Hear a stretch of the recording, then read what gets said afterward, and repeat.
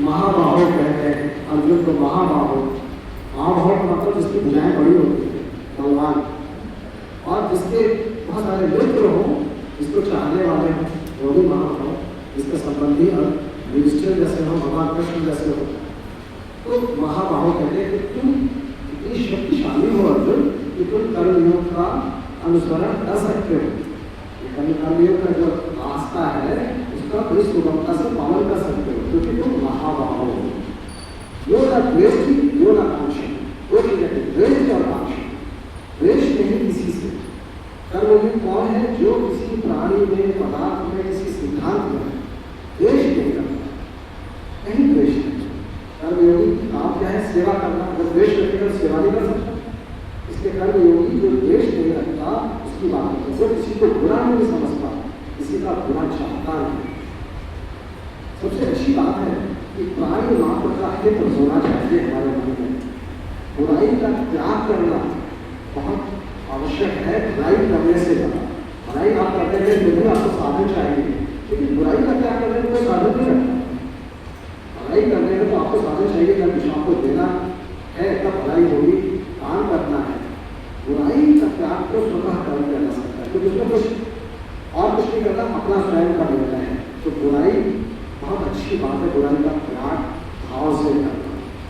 भीतर से बुरा भाव दूर नहीं हुआ और हम बाहर से भलाई करते हैं तो वह भी पाप। उसमें तो एक बहुत विशिष्ट बात आती है कि जब हम अंदर से बुरे और भलाई कर रहे हैं तो मन में बड़ा अभिमान आता है, ज्यादा आता है कि देखो वो तो कुछ करता नहीं, मैं ये कर रहा हूँ, मैं और उससे अच्छा हूँ। भलाई करने से अगर मेरे अंदर की बुराई समाप्त नहीं हुई है तो अभिमान और बड़ा हो जाता है, अभिमान ज्यादा बड़ा हो जाता है, क्योंकि मैं नहीं करता, मैं करता हूँ। भगवान की दी हुई चीज को ही मैं उठाकर दे देता हूँ और अपने मन में अभिमान पा लेता हूँ, मैं करता हूँ और बाकी लोग तो सब बुरे लोग हैं। तो वास्तविकता में सारी बुराई अपने अंदर है जो दिखाई देती है, दूसरों की बुराई नहीं दिखती है जो हमारे अंदर होती है। तो भलाई का अभिमान बड़ा भयंकर है। मैं कल का भाव बढ़ा देता है कि मैं करता हूँ, भलाई भी ऐसी बेकार हो जाती है। और आकांक्षा की बात है, क्योंकि निष्काम होने के लिए आकांक्षाओं से मुक्त होना चाहिए।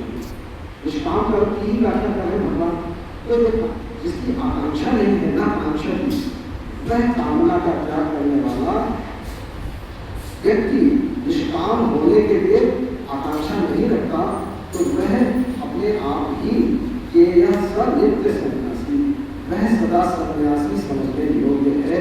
वह कर्मयोगी जो इस तरह से कार्य करता है, किसी से द्वेष नहीं करता, कोई कामना नहीं करता, सबके भले के लिए काम करता है, सबका भला सोचता है, उस सोचने को भी भला मानते हैं, वही नित्य सन्यासी है। जिस सन्यास को तुम जाना चाहते हो तो तुम नित्य सन्यासी हो अगर ऐसे काम कर्मयोग का करते हो।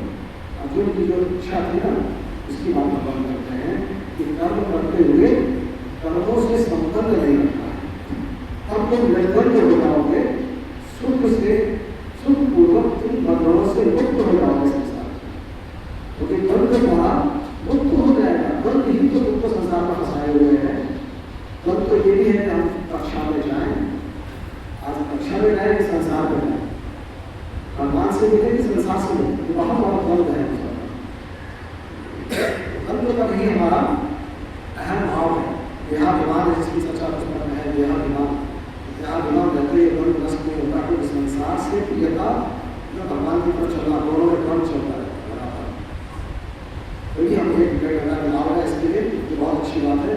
इतना निर्द्वंद हो जाए, राग द्वेष से अतीत हो जाए तो भगवान कहते हैं तो पाप हो जाता है। वही साधन उसका तब तो ज्ञान से जो मिलता है